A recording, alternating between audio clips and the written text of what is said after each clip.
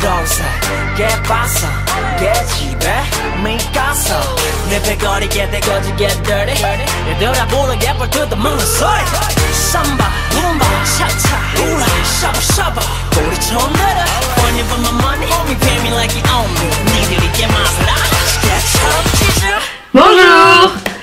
Alors, on a eu un gros problème, on voulait faire une vidéo de K-pop réaction, sauf qu'on a eu un petit bug de micro, du coup on va vous faire la FAQ qui était normalement censée être la semaine d'après.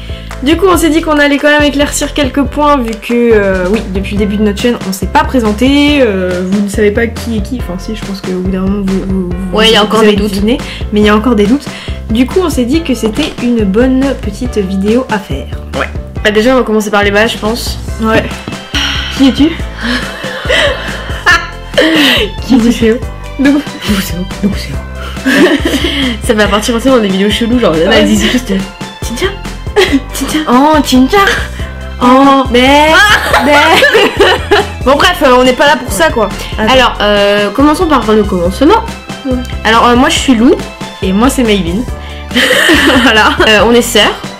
Je sais pas si les gens l'ont remarqué, des fois soit tu fais partie du clan qui dit qu'on se ressemble énormément, soit tu fais partie de l'autre clan où tu dis qu'on se ressemble pas du tout. Donc je sais pas de quelle partie tu fais. De quel clan tu fais partie. C'est pas grave. Mais on est sœurs, moi j'ai 20 ans et Maïline a 23 ans. Voilà, donc maintenant vous savez notre âge parce qu'on a eu beaucoup de questions sur notre âge. Donc effectivement, elle a 20 ans, j'ai 23 ans, nous ne sommes pas si jeunes que ça. Oui, on sait, on a l'air un petit peu plus jeune, mais ce n'est pas surtout Maïline. Donc la première question qui nous a été posée, donc là c'était en commentaire sur la vidéo Top Drama 2. Comment avez-vous décidé de créer cette chaîne et est-ce que vos deux amis vont revenir? Alors on va commencer par la deuxième question. Kevin et Mathieu vont très certainement revenir parce qu'on s'est quand même bien amusé sur les vidéos qu'on a fait avec eux. Et bon, eux ils sont ultra chauds maintenant hein, de contribuer au développement de notre chaîne. Donc ils vont très certainement réapparaître au fil du temps. Et pour la première question, comment avez-vous décidé de créer cette chaîne? Eh ben... C'était un soir d'hiver. Je crois qu'on avait eu l'idée de la chaîne avant de partir dans un pays. Ouais. Parce qu'on avait marre d'être de notre ville et on avait marre de faire ce qu'on faisait, on avait marre de la routine. Et on s'est posé dans ma chambre et on a collé des grandes feuilles contre le mur. Et on s'est dit ok bon, qu'est-ce que tu veux faire toi dans la vie? Parce que c'est toujours la question qui revient, qu'est-ce que tu veux faire dans la vie, qu'est-ce que tu veux faire dans la vie? On était dans une période de gros doutes, ça arrive très souvent d'ailleurs. Et du coup on s'est vraiment posé les bonnes questions et il fallait commencer par quelque chose quoi.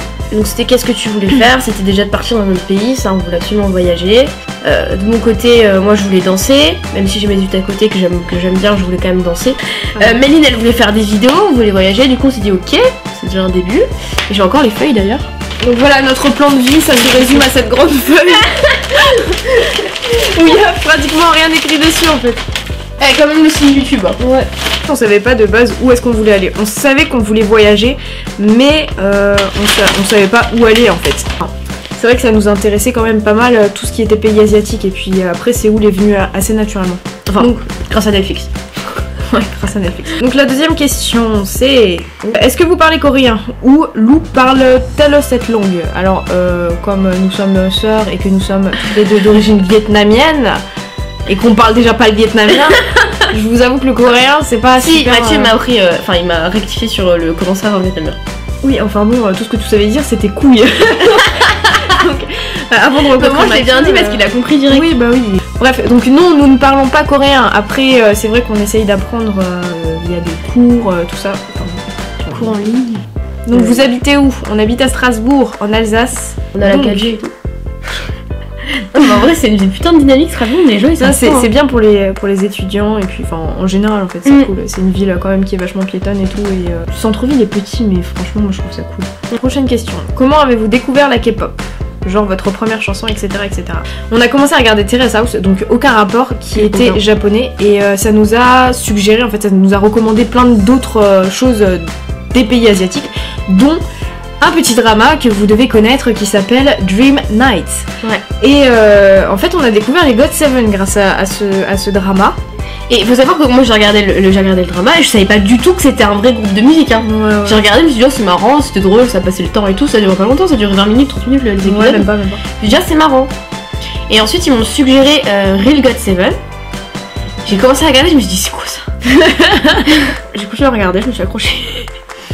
Et après j'ai regardé d'autres dramas, on a regardé d'autres dramas. Après ça a dévié sur d'autres dramas, genre Love Rain. Puis quand j'ai regardé ce drama, puisque Lou m'a dit vas-y regarde c'est trop bien, nanana, tu vois. Et du coup j'ai commencé à regarder les autres dramas et moi je suis devenue vraiment super accro au drama. Ouais, un truc de ouf, vraiment. Enfin les dramas c'est ma vie hein. Comme je vous l'ai déjà dit plein de fois dans les autres vidéos, c'est ma vie. Enfin on est rentré dans le monde de la K-pop à partir de ce moment-là. Parce que du coup moi j'ai commencé, quand j'ai compris que c'était des groupes, que c'était un groupe qui faisait de la musique, j'ai commencé à écouter, je trouvais ça sympa. Et en fait après, en faisant des recherches, avec les suggestions YouTube, les suggestions Netflix, tu te rends compte qu'il y a beaucoup que c'est un putain de... Même si je le savais déjà en fait que c'était un business, je commence à écouter de plus en plus et je me suis rendu compte qu'ils faisaient quand même des chorégraphies de malades. Du coup je commence à regarder les clips, commence à m'intéresser à des groupes, puis à force d'écouter dans la salle de bain à passer des musiques, on s'est ouvert sur quasiment tous les artistes. Et du coup c'est comme ça qu'on a connu cet univers. Ouais. Voilà. Simplement. Donc en fait c'est pas un drama qu'on a découvert l'univers de la K-pop, ou du moins qu'on s'y est intéressé. Désolée, ça fait pas 15 ans qu'on est sur la K-pop. Ouais c'est vrai, c'est plutôt récent mais après je veux dire c'est cool, on aime bien, voilà. Vous voulez pas faire un petit meet-up ou un truc comme ça un jour? Ouais.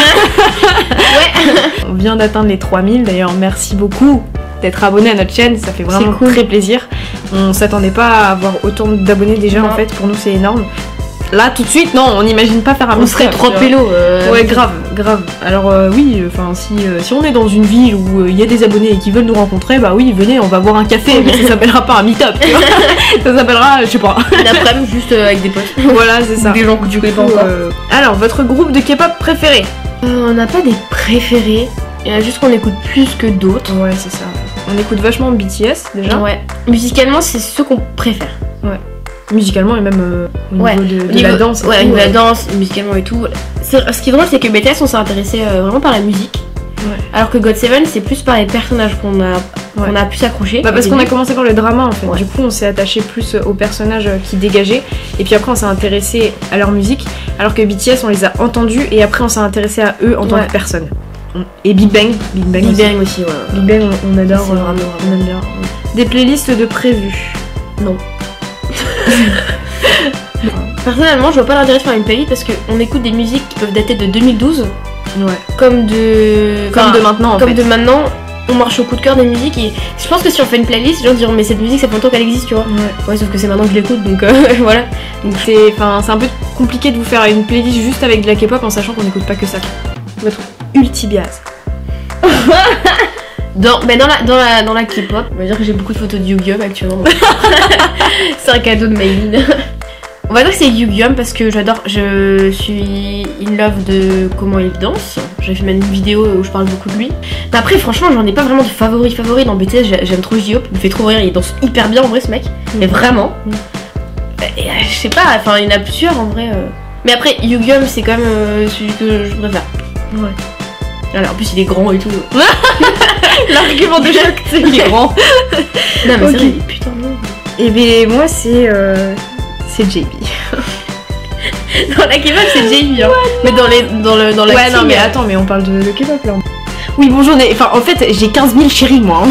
Donc vous me demandez mon préféré mais c'est un peu compliqué parce que c'est vrai que j'aime beaucoup d'acteurs en fait. Comme je suis plus sur les dramas c'est vrai que je me concentre plus sur les acteurs mais après dans la K-pop c'est clair que mon ultimate biase c'est JB quoi. JB One Love hein. Et puis après dans l'acting si ça concerne pas que la K-pop parce que je ne sais rien en fait non. Ah moi non plus. C'est Park Seo-joon.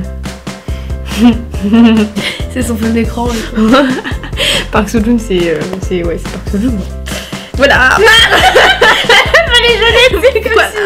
Faudra nous dire aussi c'est qui vos bias parce qu'en fait nous on se base sur que des trucs hyper connus, c'est des gens hyper connus. Ouais. Il y a moyen qu'il y ait plein de gens en fait. Donc PS j'adore votre chaîne, merci, bisous. Prochaine question, vous avez quel âge? On l'a dit tout à l'heure du coup. 23. Quelles études au lycée? Moi j'étais en filière ES. Et moi j'étais en L. Avez-vous un projet d'avenir après le voyage en Corée? Je vous aime, j'espère voir la vidéo avant mes vacances. J'espère que ce sera avant tes vacances. Moi je pense que je vais repartir sur des voyages après. Je sais pas si Lou elle est dans le même... moi je sais pas, tout dépend de ce qui sera fait en Corée mais on va dire que j'ai plusieurs options et si après le voyage, soit je reprends mes études pour terminer ma licence Et sinon, sinon on sait pas ce que demain est fait, et du coup il y a moyen qu'en Corée du Sud il se passe des choses, que moi quand je vais aller au studio One Million, je m'améliore grave en danse, ou même qu'on arrive bien à développer la chaîne YouTube et que ça porte sur quelque chose, ou qu'on repart dans un autre pays, ou enfin honnêtement c'est fou encore. C'est compliqué dans de longtemps, répondre maintenant parce que ouais, en fait on est plus le genre de meuf à vivre l'instant présent et puis à voir après ce qui se passe. Parce que en plus quand on est à l'étranger il peut se passer tellement de choses en fait, on change tellement je pense que je pense que c'est important de se baser sur le moment présent plutôt que de voir trop loin en fait dans la vie. Ouais, parce qu'au final ça se tombe la Corée du Sud on va pas du tout aimer, il va rien se passer, enfin on sait pas. Vous pensez quoi du scandale de l'appropriation de culture de Jackson? En fait, faut pas tout catégoriser dans toutes les cultures, tu vois, genre, si t'es par exemple de culture asiatique, tu vas faire que ça et tu feras pas autre chose parce que c'est que à eux, tu vois. Un jour, je voulais des dreads quand j'étais plus jeune, je savais pas ce que ça voulait dire, tu vois, mais j'en voulais. Je vois pas pourquoi tu pourrais pas le faire. Après, oui, il y a une signification, il y a un message culturel, on le fait parce qu'on a envie, tu vois, après, je pense que c'est pas de... C'est pas forcément raciste de faire des choses qui sont culturellement pas les tiennes en fait. C'est selon ce dont vous avez envie, enfin ce que vous aimez en fait. Voilà. Ouais, après comme dit, on sait pas forcément tous les bouts et les aboutissants de l'histoire, mais en tout cas, je sais que ce système de dress ça a été fait par plein de gens. C'est normal que ça atteigne des gens, je pense. Mais après, je pense qu'il faut relativiser aussi, il faut un peu temporiser les choses. Ouais. Il faut pas toujours voir le mauvais côté des choses chez les gens. Ok, un groupe qui mérite plus de fans selon vous? Ouah, je connais pas assez pour... Ouais, en fait le truc c'est que on n'est pas trop fan base tout ça, nous on écoute la musique pour la musique ou pour les gens parce qu'on les aime bien, mais on va pas forcément s'investir en mode fan base de ouf, on admire ceux qui le font. On admire ceux qui le font vraiment, mais on va pas être à fond comme certains et s'investir à mort machin. Il y a une question qui revient souvent sur mes vidéos drama, c'est où est-ce que je les regarde. Moi je regarde la plupart du temps sur dramacoréen.com. Après c'est un peu chiant parce qu'il y a souvent des pop-up qui sortent de nulle part. Parce que sur Viki je trouve qu'il y a trop de pubs, ça me saoule et il est hors de question que je prenne un abonnement.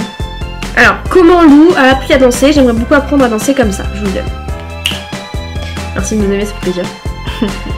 Donc oui, j'ai appris à danser. Donc ça fait depuis que j'ai 3 ans. 3 ans que je danse. Enfin quand t'as 3 ans tu vas en cours de danse mais tu marches juste dans une salle. J'en fous. Mais je suis rentrée au conservatoire, j'avais 7 ans. J'ai commencé par faire du classique et du contemporain parce que j'étais en horaire aménagé en fait dans une école spéciale. Ensuite j'en ai eu marre, à partir de la seconde j'ai fait du jazz. Donc c'est un peu plus moderne pour ceux qui connaissent. Donc j'ai été diplômée du conservatoire de Strasbourg l'an dernier. Et cette année je fais du hip-hop. Je suis pas allée beaucoup mais je m'inspire vachement de ce que je vois sur internet en fait. De One Million Dance, d'échographie K-pop justement parce que je trouve trop bien. Voilà, ça c'est mon parcours. Oui, donc si tu veux danser comme nous, j'espère que t'as commencé il y a un petit paquet d'années. Si tu veux danser, si tu veux apprendre à danser, déjà faut commencer à prendre des cours. Je pense que c'est le mieux, c'est le meilleur des moyens. Et puis voilà. Quoi. Tous ceux qui veulent faire des choses dans la vie, il faut commencer par quelque part. Faut plus que ça soit des rêves, faut que ça soit des... faut que ce soit des réalités. La pick-up line limite. Skyblog. Ça de ouf. Non mais vraiment par contre si vous avez des objectifs dans la vie faites-le parce que sinon vous commencerez jamais. Ça c'est une spéciale dédicace aussi à toi Charlotte. Si vous savez pas quoi faire mais que vous avez une idée en tête, allez-y. Faut pas avoir de regrets. Vraiment, faut pas avoir de regrets dans la vie. Et c'est pour ça qu'on fait ce voyage en Corée parce qu'on veut pas avoir de regrets plus tard et se dire putain, il y a 10 ans, il y a 20 ans j'aurais pu faire ça mais je l'ai pas fait. Faites-le vraiment. Et vous posez pas trop de questions. Vous lancez et puis basta. Donc voilà, c'était la petite minute philosophique.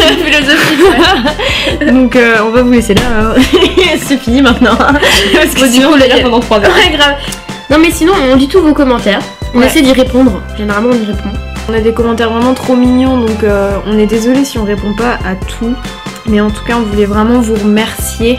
Spéciale dédicace à Thomas pour le micro. Ouais, merci Toto. Merci de nous avoir prêté. Par contre je savais pas qui s'allumait. Du coup la vidéo d'avant on a niqué. Ah bien les nerfs. En plus il va trop sous de ma gueule. Du coup on se revoit peut-être la semaine prochaine avec normalement une réaction